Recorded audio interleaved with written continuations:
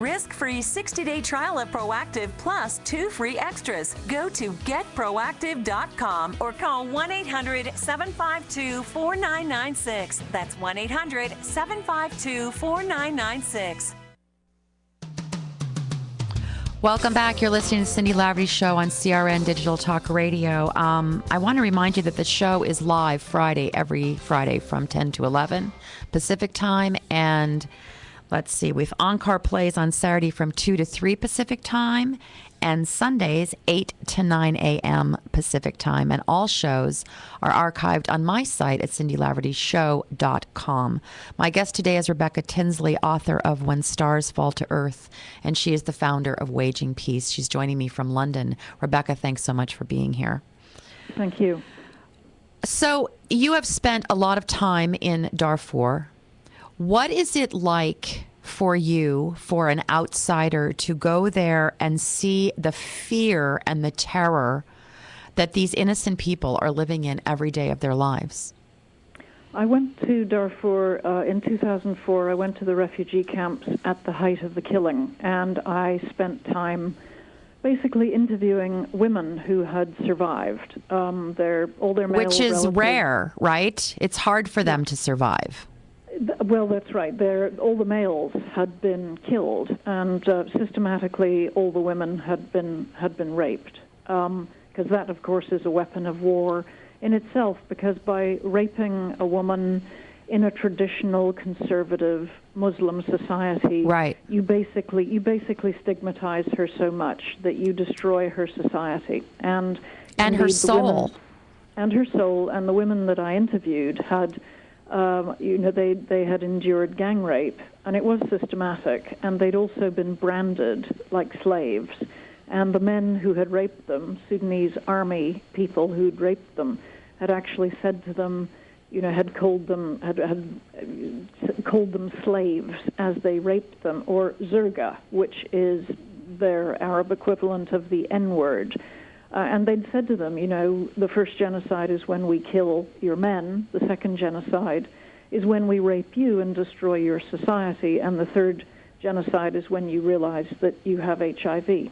So, oh, dear God. That was their story. But I have to tell you that these were not people who defined themselves as victims. They all said, we're so lucky because we survived. And I really want to stress that my book, When the Stars Fall to Earth, is not about self-pity. I think it's about us being inspired by the incredible strength and resourcefulness of people who are managing in a very challenging environment, even when there isn't a genocide. Exactly. No, that was what I felt from the book. And I want to say that the book is written as a novel, in a fictional way, but it's all based upon the stories that these women shared with you when you met with them, right?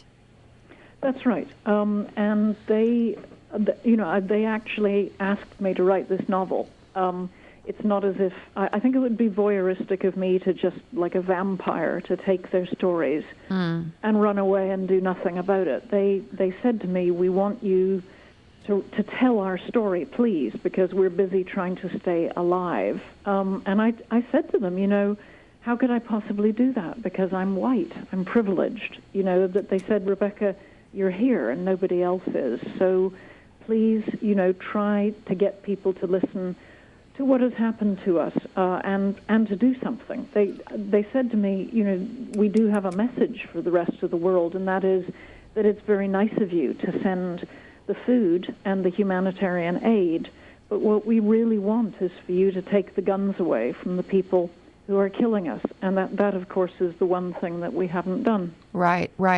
Well, and of course, as I was reading the book, I mean, the UN has peacekeepers there, and they bring food and supplies in, whatever there is of it.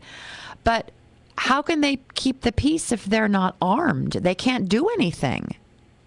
And you just put your finger on what a farce the whole UN peacekeeping system is. It costs us a vast amount of money, and yet, as we saw just last week in Sudan, when the Sudanese army invaded a village and carpet bombed it and, systematically looted and raped the women, the The UN peacekeepers literally ran and hid in their barracks for 2 days while this happened, and the people were left to fend for themselves. And we've seen this not just in Sudan, but we've seen it in Rwanda, and we've seen it in Congo as well. And incidentally, we saw it in Bosnia.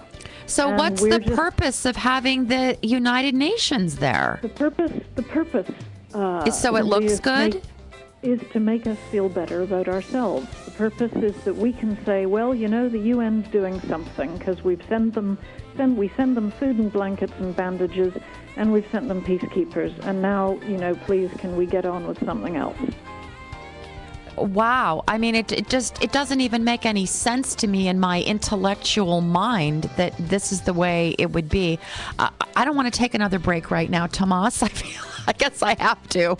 All right, you're listening to Cindy Laverty's show. I'll be right back with Rebecca Tinsley. Stay tuned.